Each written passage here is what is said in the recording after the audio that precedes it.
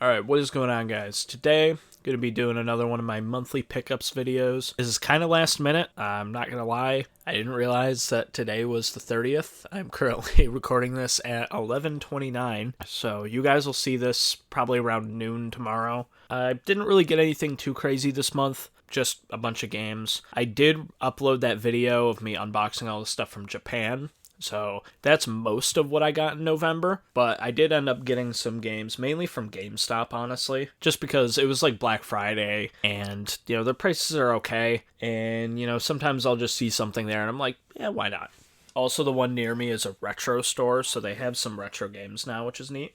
So these really aren't in much of an order. I'm just going to go one after another. So first one here, got Yoshi's Woolly World for the 3DS. I already have this on Wii U, but it's a pretty fun game. I've never actually finished it all the way through, but I've played it quite a bit and I've had a lot of fun with it, so I might as well grab it for the 3DS. Give me another reason to maybe actually finish it now. I also grabbed the Devil May Cry HD collection. I really don't know much about DMC. I've never played any of the games, but I've heard good things, so I like God of War and stuff like that, like the kind of beat 'em up type games, I guess hack and slash, I don't know what you'd really call it. I know this is a little bit more out there compared to like God of War, but it's still kind of in that same vein. So, thought it was something cool to at least try out the games. It can't be a terrible place to do it. Until some Devil May Cry fan comes in the comments and tells me this is the worst re-release of any of the games, and I'm an idiot, but what's new? Next up, this one I've actually been trying to look for on the original console for a while, or one of the original consoles, and I either just haven't been able to find it or just not for a price I wanted to pay. Not like it's a really expensive game usually, but it's Okami. So, super cool game. I've always seen this in, YouTube videos for background footage or in top 10 lists or whatever. I've always thought it looked really cool, and I've always wanted to try it, but I never did. So this is the HD kind of remaster for the PS4. It's only $20, why not? They're actually doing buy two get one free at GameStop for Black Friday, so I got a bunch of $20 games just for that. Also, another $20 game for that buy two get one free. I got Pac-Man World Repack. I've actually played all the way through Pac-Man World 2 and I really enjoyed it. I played maybe 5 minutes of this one on the original console, and it's fun. It's just obviously not as good as Pac-Man World 2. This is a lot more basic. It's a game. If I play through it, I'll probably play through it on here. I don't know if there's really any main differences aside from graphics. This seems like it's a pretty faithful recreation, but I'll try it out. And then this game here, I got kind of just as a random thing, because I remember seeing it when it was originally announced and thinking it looked really cool. I've only played one other game in the series and I've never finished it, but that's Visions of Mana, or Mana, however you want to say it. I played Secret of Mana on Super Nintendo for a couple hours, and I've enjoyed it. This one, I remember just seeing it at, I want to say it was Summer Games Fest or Game Awards or something. I can't remember exactly. But whenever it got originally announced, I remember seeing it and thinking it looked pretty interesting. I think I looked at some reviews and people weren't the biggest fan in the world of it, but I could also just be really wrong. I don't know. But it looked interesting, and it was, I don't remember how much I paid for it, but it was not full price, so. And it's sealed. Speaking of sealed games, I also got this one, which I've been putting off for a while because I already own the original. That's Super Mario 3D World plus Bowser's Fury. This was actually on sale, a Nintendo game. Crazy. So that's why I bought it. I've already played through 3D World twice. Bowser's Fury is kind of a new thing to this, so I'll play through that. To me, it never really made sense to pay $60 for a 4-hour little mini adventure on top of a game I've already played a few times. So that's why I never really jumped on it before. But I think this was $30 or $40, which for a Nintendo game, you take what you can get. Next up, this one here, I have some friends that are absolutely addicted to this game. We got this in at the place that I work, so I thought, why not? We got Balatro, however you want to say it. It's a roguelike card game, kind of in a similar vein to Slay the Spire, which is one of my favorite games. But this is more like poker instead of being an actual trading card game. Very cool. I've watched my friends play it a bunch. It looks pretty interesting. I don't know how to play poker, so it's probably going to be hard for me to get into it, but it looks fun. So Yeah, just like 20 bucks. Why not? And then this next one here, I also remember seeing somewhere where it got announced and thinking it looked really cool, and then I never heard anything else about it. So that is Prince of Persia: The Lost Crown. This came out very shortly after I finished playing through Metroid Dread, and I absolutely loved that game. And then I saw this got announced. I'm like, oh, it's like another game just like that. Obviously, it's a Metroidvania, but a lot of like the way it played and a lot of the mechanics looked very similar to what Dread had. So I thought, oh, it's like more of that. I never ended up picking it up, and I never heard anything about it, so I don't know if it's good or not. It seems interesting. Seems like a somewhat fun game, so why not? So this one here, I already have on the Switch, but it was not the best experience ever, so I decided to get it for the Xbox One instead. That is the BioShock collection. I played through BioShock 1 on my Switch at 30 FPS, and it was kind of rough, so this one, I believe on PS4 and Xbox One, it runs at 60, which is definitely a welcome improvement. So I think when I play through 2 and Infinite, this is how I'm going to do it. It's cool having it on the Switch, and for what it is, 30 FPS is fine. But still, like a remaster of a game that came out like 15 years ago, like, come on. It's not 60 FPS, are we for real? Just mainly got this so I have a slightly better way to play them. I also own them on the original consoles, but like I think those also run at 30. So it's like I either play them on Switch, play them on PS3, or play them in like higher res, higher refresh rate on a newer console. Why not? These next 3 games here, I didn't pick up personally. My dad picked them up for me at a garage sale. They're nothing special, but they were really cheap. I'm pretty sure he just honestly gave them to me. Splinter Cell Blacklist, ATV Off-Road Fury 2, and then a disc-only copy of Monster Jam. So these usually aren't the type of games that I'll buy unless they're really cheap. Splinter Cell Blacklist, I've heard, is actually a pretty good game, or at least I think it was. I remember hearing about it originally when it came out. I remember seeing a like Minecraft parody of a cutscene from this game way back then, which is crazy. But yeah, so not any games that I'll probably end up playing, at least for a very long time. Maybe Splinter Cell I might play. There are 3 games to add to the collection. So this right here was the last new game that I got out of all of these.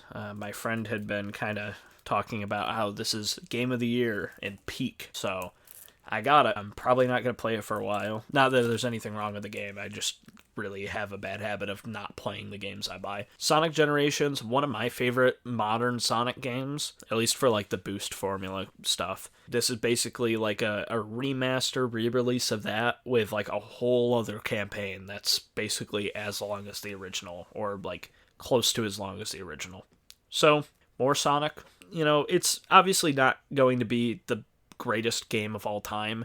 I've heard this is actually one of the better boost formula games, which is awesome. At least the Shadow Generations part of it. Yeah, I still really think they need to just stop with the boost games. I really don't think they're all that good. Personally, I didn't really think Frontiers was all that good either. I don't know where they should go with it. I think Sonic is in like a weird kind of limbo where whatever they do, it's just not going to work, or at least like make everybody happy, because everyone's got their idea of what's right and what's not right.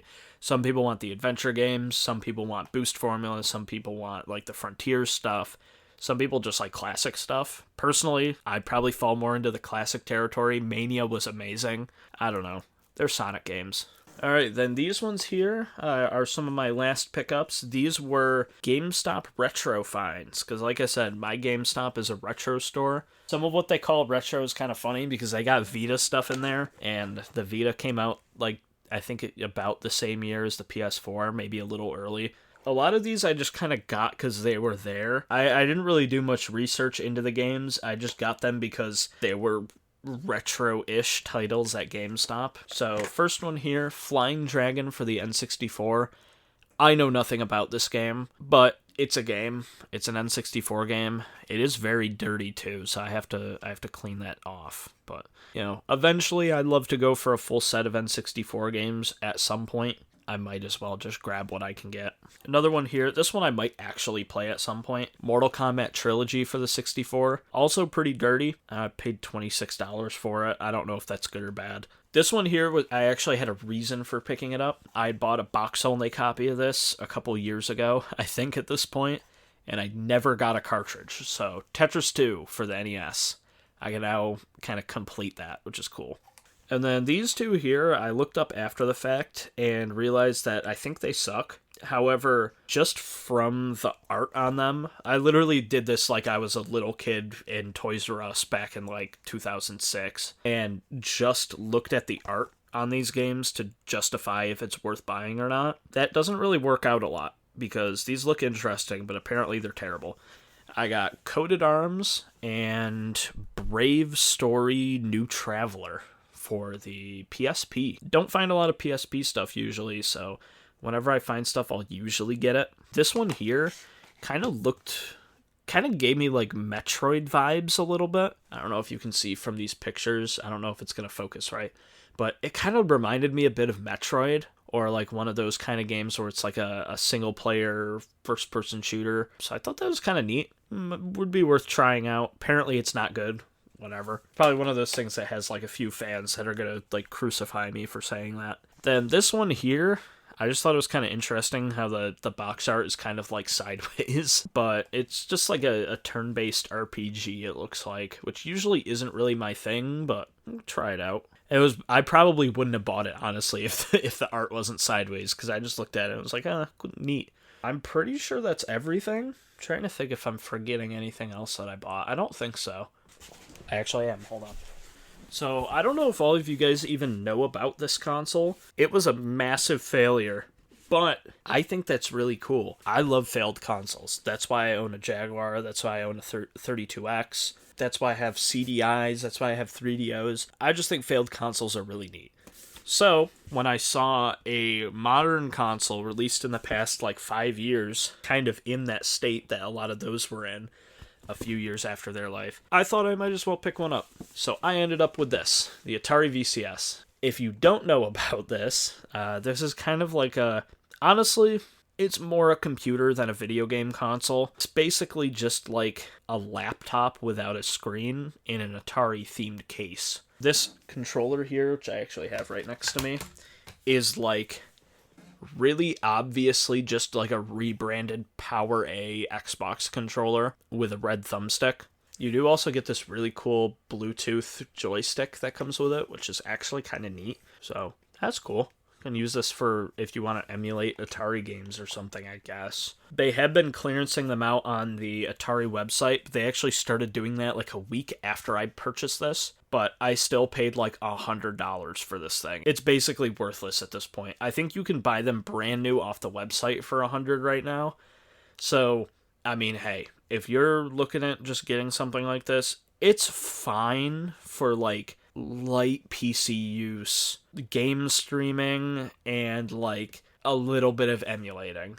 I wouldn't expect to run anything crazy on it. But, I would say Dreamcast and earlier, probably fine. I mainly just got it because I think it's a cool thing to put on the shelf. And I'm not going to act like I'm a huge Atari guy, but like another failed Atari console is really funny because they just kind of have a habit of doing that. And it's funny that they came back like 25 years later and then failed again. I just think that's awesome. So, yeah, anyway. Hope you guys enjoyed this video. Sorry that I didn't have anything like super interesting in here. It's probably going to be like that again next month, honestly. It's rough over the winter just because I don't do any garage sailing. I don't do, a whole lot of like conventions or things like that, flea markets, none of that. So most of what I'm going to pick up is like new stuff. Plus, it was like a little extra rough, like last month into this month because of the whole job situation that I think I talked about in one of my other pickups videos. But I think that's all figured out now. I think I'm pretty stable right now, so hopefully can continue buying dumb stuff and showing it off to you guys. But anyway, if you guys enjoyed, make sure to like, comment, and subscribe. Check out my Japan pickups video up in the top corner somewhere if you haven't already. But yeah, guess I'll see you guys later. Goodbye.